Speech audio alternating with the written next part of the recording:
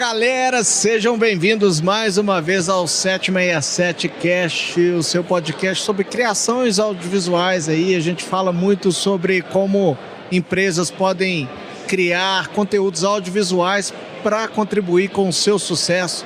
Estamos aqui mais uma vez na Feira Minas Summit, que é a maior feira de inovação e tecnologia de Minas Gerais. Estamos aí fazendo vários conteúdos com diversos tipos de empresas. Vocês vão ver aí os médicos, advogados, a galera toda aí que estão inovando e estão criando aqui para a gente crescer, criar novos caminhos aí no nosso empreendedorismo Brasil afora. Eu tenho aqui mais uma vez dois convidados bem especiais aqui, que a gente vai trombando na feira, né? A gente vai trazendo a galera aí para gravar. Eu tenho o Cristiano Roberto aqui, que também tem Fonseca. Ó, putz, eu vou te falar, mas beleza, eu tenho o Cristiano Fonseca, que ele é do podcast Faria Nova Limas, que tá aqui nosso vizinho aqui distante, legal, deve falar de empreendedorismo pra caramba lá, né? Demais, tamo junto aí, Lúcio, obrigado pelo convite. A gente tá desde o início da feira querendo fazer uma collab, né? Agora tivemos uma janela aqui, unimos com a convidada que a gente já vai apresentar. Então é isso, é uma collab aqui do Lúcio com o pessoal do 767, o podcast dele caseiro, junto com Faria Nova Lima. Caseiro não, no estúdio 767, que é o estúdio mais profissional do Brasil. De BH, do Brasil, do mundo. Eu sabia que a gente é o primeiro? Primeiro estúdio de BH. Primeiro estúdio com vídeo do Brasil. Tem quantos anos vocês já estão com Cara, eu tenho 10 anos de estúdio e tem 7 anos. Eu conheço o estúdio dele, viu, gente? Realmente é um estúdio lindo ali. Quem quiser gravar um jornal ali de costas pra Savassi, passando, top demais. Faria Nova Limas vai pra lá. Aí, ó. Estou esperando. Tá querendo puxar a gente. Ó, o merchan. Mas realmente essa estrutura é top. Vocês são muito gente boa também, não só você, como o Lucas, como o Rádio, os demais também que eu conheci aqui na feira. O diferencial é o atendimento, mas o equipamento também de ponta e tudo mais. Caseiro, não pela qualidade, por ser nativo do estúdio. Tá certo, e porque eu esqueci o nome. Mas o nosso lá, então, é uma collab nossa com Faria Nova Lima, que é o podcast sobre negócio. A ideia nossa, o nome aí, a galera curtiu demais, está sempre chamando na feira, que é inspiração em São Paulo, trazendo aí um toque de mineiridade, fomentando esse ambiente de negócio aqui em BH e região. A cena de startup de BH é fantástica, né? Top demais. Começou ali, a galera brinca que é o São Peter Valley, São Pedro Valley. São Pedro Valley, é. E aí a gente tá firme aí, cobrindo o evento como todo, fizemos muita entrevista bacana. Então já tava ansioso pra gente fazer essa collab aqui do Faria Nova Lima com vocês, Lúcio. Valeu demais e apresentar a convidada aí, né? Que a gente vai conversar. Essa collab já começou em grande estilo comigo, olha. Já foi, né? Que tem há 5 horas, conhece Belo Horizonte. Então. Primeira vez em BH aqui. O sotaque de vocês é tão legal que eu já tô quase ficando com um sotaquinho, assim. Começa a falar igual, embola todo mundo, igual. Né? Então é a Agnes Cristina. Eu sou fundadora da empresa Cat My Pet, que é uma startup que, assim, tá totalmente conectada nesse viés de inovação. Então, apesar da gente ficar sediado ali em São Paulo, a gente já tem mais de 2.000 pontos de venda no Brasil, tem 10 anos. E a gente começou como a maioria das startups, assim como essas collabs começam, assim, num encontro, numa conversa. Mas é assim, a gente conversa direto e vê. Eu estava conversando aqui ontem com o Gustavo e o Alan Jones, que eles têm a Movement, que é a maior feira de educação que tem, é gigante aqui em BH. Eles estavam contando que a ideia veio assim de 11 horas da noite, trocaram ideia, vamos fazer, vamos, foi. Quando foram, estão aí com o evento gigante, né? E é assim que funciona. Para vocês verem como a inovação não é tão ligada na ideia quanto é ligada na execução, né? Na resiliência da execução. Demais. Porque ideias boas a gente tem todos os dias, né? Só que elas se perdem porque a gente às vezes não consegue suportar o peso da execução ou a quantidade de nãos que você tem que levar até você conseguir um sim, né? Então, o que a Cat My Pet faz? Conta aí. A Cat My Pet, ela tem higiene e limpeza e acessórios para gatos, né? Então, a gente foi uma das primeiras marcas que se posicionou exclusivamente, especificamente para felinos, assim, no Brasil. Há 10 anos atrás, para vocês terem uma noção como o mercado era muito diferente, a Cobase e a Pets, que hoje tem 600 lojas, tinham 17 lojas. A Pets nem se chamava Pets, se chamava Pet Center Marginal, que são os maiores players do nosso mercado, né? Sim. Então, a gente surgiu no momento onde que todo mundo só falava cachorro é legal. Ninguém queria gato, né? Hoje em dia o mercado de gatos já tem um olhar muito melhor, né? Muito mais... as pessoas já apostam muito mais. Eu não gosto de gato, não. Você gosta? Eu gosto de gata. Você não é bobo, não. Então, uma aqui, ó. Não. Isso aí é a melhor convidada mais bonita que a gente teve. Só tem eu, será? É por isso que você me chamou, né? Na hora que você viu que tinha. A Bárbara veio aqui hoje também, outra gata. Podia ser nossa garota propaganda. Podia trabalhar na Cash My Pet, então, né? Tá certo, mas aqui... eu acho muito legal que você está envolvida com o mundo de startups aí, você tá vivendo o dia a dia essa... Cara, é uma loucura, né? O dia a dia ali, cara, a pressão, aí você vai crescendo, vai aprendendo, trocando pneu com o carro andando, mas vai, né? Eu queria que a Agnes contasse pra gente, Agnes, como é que foi a sua experiência? Você teve uma experiência no Shark Tank, não foi isso? Isso. Começou, foi lá essa ideia? Na verdade, a gente já tinha 2 anos de empresa. Certo. E aí a gente tinha o mercado de gasto não tinha muito concorrente, então a gente já tinha bastante oportunidade, só que a gente não tinha dinheiro, porque a gente começou com R$16 mil do empréstimo. E a gente achava assim, a gente pegou o empréstimo no Bradesco e ele falou que a gente tinha 2 meses para começar a pagar. E aí aquela coisa de empreendedor que não sabe fazer conta, né? Eu era de marketing, né? De propaganda, assim, designer, então não fazia conta, né? Não tinha nem Excel no meu computador, só tinha Photoshop. Quanto que era a taxa de juros? Né?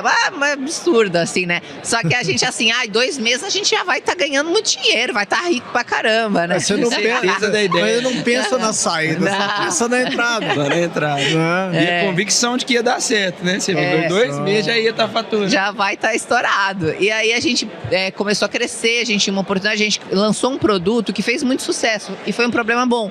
Então a gente tinha mais pedidos do que a gente tinha capital para produzir os pedidos. E aí a gente foi pro Shark Tank para tentar conseguir esse capital. O problema, aí a gente recebeu 5 nãos de cara. E foi uma história bem engraçada, porque eu já tinha champanhe gelado em casa, porque eu tinha certeza que eu ia conseguir, sabe? Tipo assim, tinha um monte de gente na minha casa esperando pra comemorar, sabe? E a gente chegou, tipo... Lá no Shark Tank, todo mundo que vai aparece no programa ou não? Todo, assim... Quem é selecionado que vai... A maioria das pessoas que são selecionadas aparecem no programa, mas eles acabam sempre gravando 1 ou 2 empresas a mais para caso tiver algum problema, porque é um processo seletivo bem amplo. Tem em 4 etapas, tem uma diligência muito rigorosa. Vou te falar que a maior diligência que eu passei foi para participar do programa, porque eu tenho 4 rodadas de investimento, tenho rodadas de investimento fora do Brasil e não passei por tanta diligência como eu passei. Que tipo de diligência? De entrega de documentos. Então, de verificar se está tudo certo. Certidões negativas, mais de 100 documentos. Eu nem sabia que tinha... Investigação de vida pregressa. Total. Concurso de juiz é mais fácil, então. Até antecedentes criminais e tudo. Ele vai ver se o que você está falando que você é. Não dá para deixar um pão devendo na padaria que eles pegam. Você tá, o imposto tá legal, se não tem nada de RH ali errado, que no Brasil é o que mais pega, né? Aí uma parte dessas empresas eles descartam. Não, essas nem são selecionadas. São 4. O primeiro Shark Tank lá atrás. Você escreveu? Mas não. Mas então eles nem viram meu vídeo, pra você ter ideia. Viram sim, acho que viram. Eu acompanhei muito Shark Tank nos Estados Unidos, eu morei muito fora, muitos anos. Legal. E lá começou, na verdade, tinha o primeiro Shark Tank era um programa canadense, que é... Isso, Dragon's Den, né? Isso. Não, um negócio assim. Aí já tinha, era bem legal, aí foi para os Estados Unidos. Foi o primeiro lá com aquele... os 4 famosos lá, um que é até da CNBC. Sim, lá. Eu tenho um deles que é meu investidor. Eu fiz uma rodada nos Estados Unidos também. Que legal. Mas assim, aí o que acontece, né? Eles recebem em torno de 2.000, 3.000 inscrições. Realmente, eles recebem muito, assim. Aí eles selecionam ali umas 100 startups, aí eles vão passando por essas etapas e acaba que para a temporada vai umas 60 gravar. E dessas 60 vai umas 58 pro ar, assim. Então, entendi. É um processo bem comprido, assim. Então, na verdade, todas as empresas que estão gravando, que vocês vê, mesmo que não são selecionadas pelos Sharks, são empresas boas, são empresas que têm uma regulamentação ali, tem a documentação em dia. Só que nem sempre o empreendedor, às vezes, está preparado para fazer um pitch, sabe o que falar para o investidor, que é muito diferente de conversar no podcast, por exemplo, e fazer um pitch para o investidor. Claro. O investidor, assim, ele Faz tem uma um pitch linguagem. aí pra gente, então. Ai, meu Deus! Mas o investidor, ele quer saber de números, entendeu? E muitas vezes o empreendedor, principalmente no começo do negócio, ele vai muito no propósito, ele vai muito no sonho. E aí esses dois discursos, eles acabam entrando em conflito. Foi o que aconteceu comigo. Eu ia muito no sonho, ser uma marca reconhecida. Eles queriam saber o faturamento, o quanto que entrega na última linha, o DRE, o valuation, como que você calculou isso. E eu não Mas a apresentação do negócio ali na hora, o que aparece na TV é uma parte condensada do negócio, né? Totalmente condensada. Ele vai condensado, porque o pitch lá deve demorar ali, sei lá, 1 hora. Eles têm uma meta de gravação de 1 hora, mas geralmente passa. Meu primeiro pitch foi 1h40 e aí eles botaram no ar 6 minutos. Entrega documentos também? Não, isso é tudo anterior. É que vem a diligência anterior. É isso mesmo. Quando você Mas sobre o projeto. Sobre o seu negócio. Sobre o seu negócio. Também. E aí, assim, você também tem você também faz uma pré-gravação com eles para eles saberem o quanto de valuation que você quer, o quanto de dinheiro você vai pedir, o quanto de equity você tá... Mas já deve eliminar um monte de louco ali, né? Muito, muito. Um monte de cara que chega lá, não sabe nem de qual planeta ele que chegou e...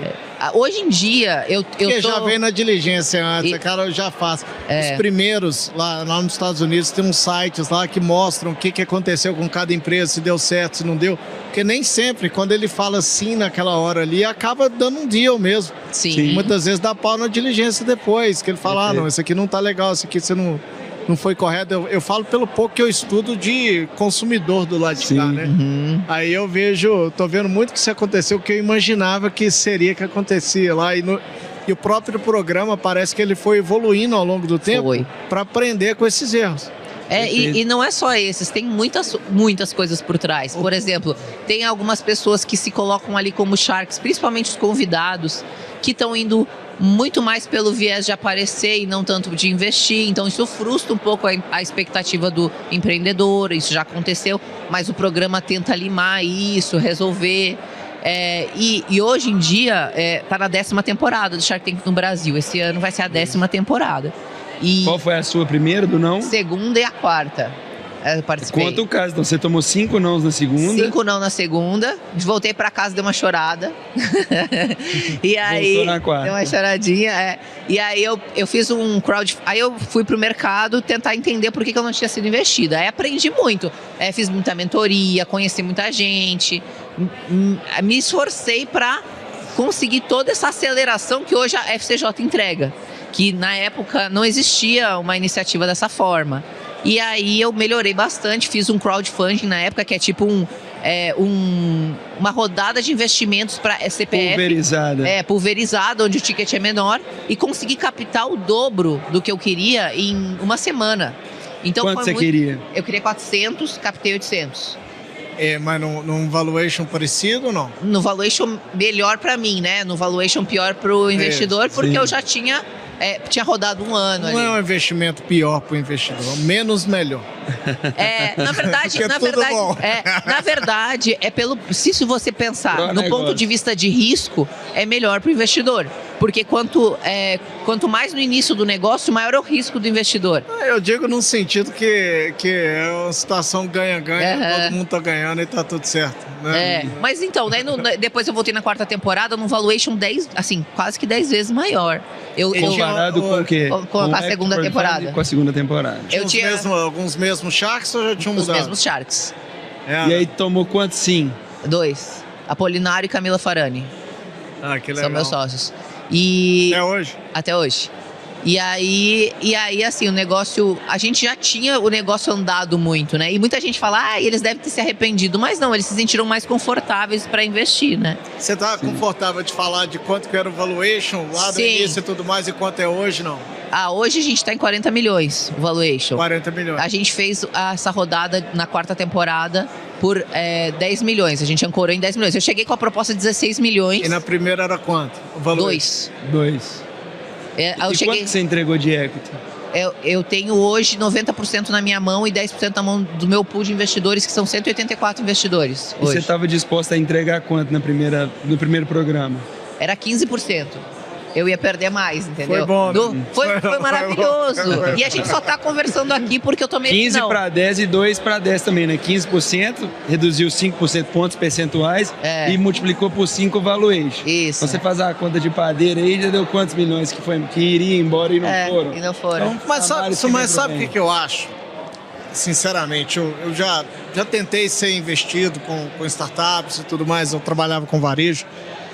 E o não, muitas vezes, ele é muito bom, certo?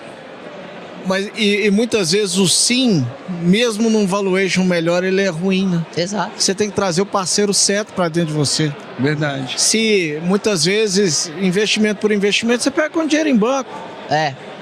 Não, dinheiro em banco, ele vai ser um dinheiro que você vai pagar, e muitas vezes o banco está no risco ali também, você acaba... E fazer pitch, cara, é bom demais, você tá ali testando. Acabei de conversar ali com o Pedro Israel, que vendeu a melhor plano para Amélios, valuation aí de dezenas de milhões. Sim. Ele já está de second founder montando a empresa aí para atender mercado de IA. Ele está conversando com os VCs, ele tem hoje capital próprio para bancar o negócio dele, ele conversa para ver, só para sentir o cheiro ali do mercado e eventualmente até adaptar ali o discurso dele para diferentes públicos. Sim. Então isso aí é bacana demais, só a experiência, né? A experiência... O não te leva muito mais longe do que o sim, se você continuar lutando, assim. O sim não te ensina muita coisa. O sim é confortável, mas ele não te ensina. O não faz você... Se você não desistir... Mas tomar não também a vida inteira é duro. Agora, mas com essa experiência do não, você está fazendo parte de uma nova iniciativa super legal. Né, que o que te traz aqui na feira em BH. Isso. Para você passar para terceiros. Conta um pouquinho aí A partir dessas duas participações, eu acabei me tornando o líder da comunidade dos participantes do Shark Tank, que chama Shark Hub. É uma comunidade com quase todos os participantes que já tiveram nas 9 temporadas que foram pro ar.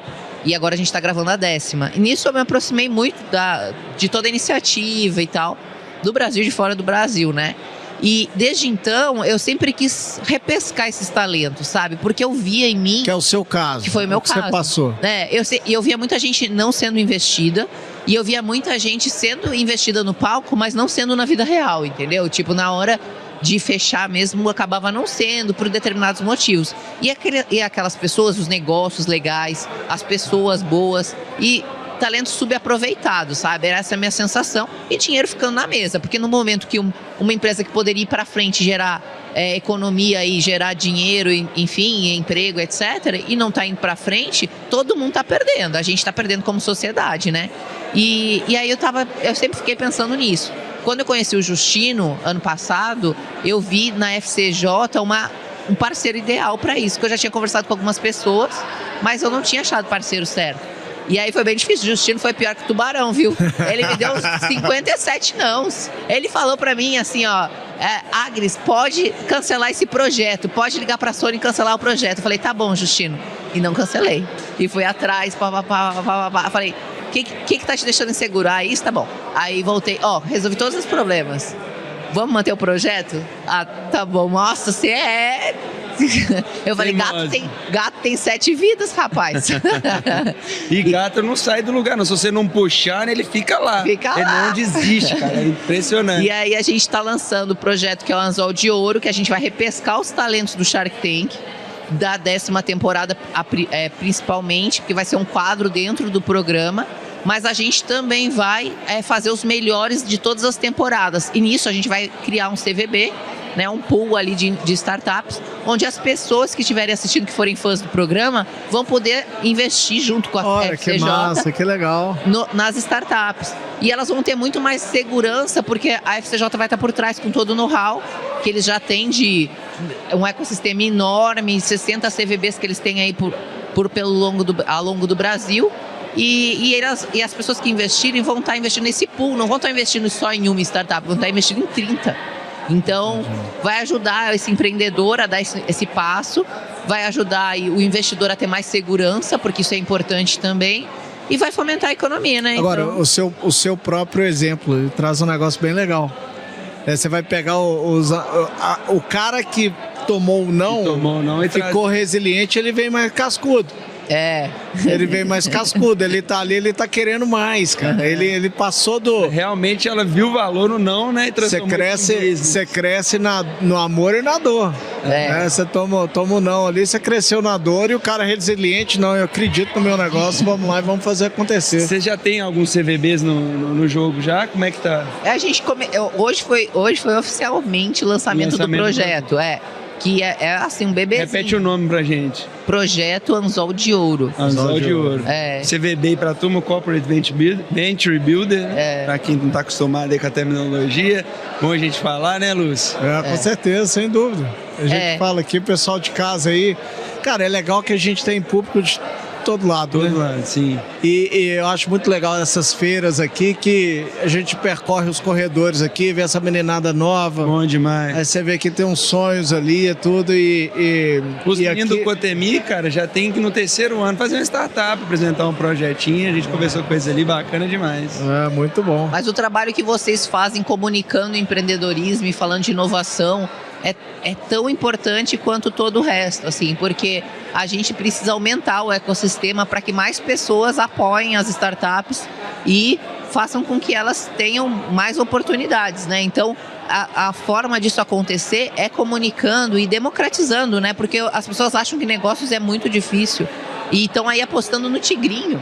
Então, assim, 50% da população apostando no tigrinho, onde tem um monte de iniciativa legal precisando de funding e podendo dar múltiplos super significativos, como os múltiplos que as outras CVBs aí da FCJ têm trazido, assim. Então, como é que vai ser esse crowdfunding, né, no programa? Ela vai ter um valor mínimo?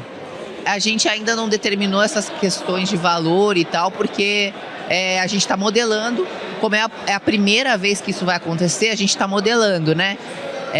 Mas vai ter um valor mínimo, mas geralmente é um valor super acessível para o CPF. O crowdfunding, ele tem esse viés... De 100 a R$1.000 ali, vamos colocar. Menos?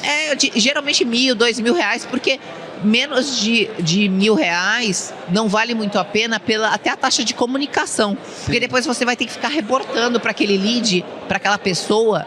É muita coisa, sabe? E a gente sabe que todo reporte é um custo, né? É um custo de mensagem. Mas você tá um ticket mais baixo, 5 mil e tudo mais, você abre o leque bastante. Abre muito, né? Diferente de um VC, né? Fica mais perto do 1.000 do que do 5, né? Provavelmente. Em geral, os crowdfundings que rodam no Brasil tem um ticket médio de R$2.000 a R$3.000, em geral. Eu entrevistei aqui ontem o Fernando, que é um amigo meu da Mais 60 Saúde, empresa já grande, consolidada na área de saúde, eles fizeram um crowdfunding. Tem 178 investidores. Um pool que precisa de uma governança bem estruturada, né? O meu pool de investidores, quando eu fiz o crowdfunding, foi muito diversificado, porque tinha muita gente que era apaixonado por gato, que nunca tinha investido, que investiu só por gostar de gato. Queria que eu botasse ação no nome do gato, inclusive, mas não dá pelo Brasil, porque ele não tem CPF, né? Aconteceu isso, teve até reportagem na época. E teve muita gente investidora mesmo que acreditava no negócio. O meu principal investidor, que fez o ticket mais alto, ele falava assim pra mim: eu nem gosto de gato, eu sou até alérgico, eu gosto de negócio. Eu sei que você vai ganhar dinheiro, eu quero ganhar dinheiro com você. Então, assim, tinha esse mix de pessoas que queriam saber de negócios e pessoas que queriam saber do assunto do negócio. E isso é legal também, porque você acaba tendo que comunicar para todos os tipos de pessoas, né?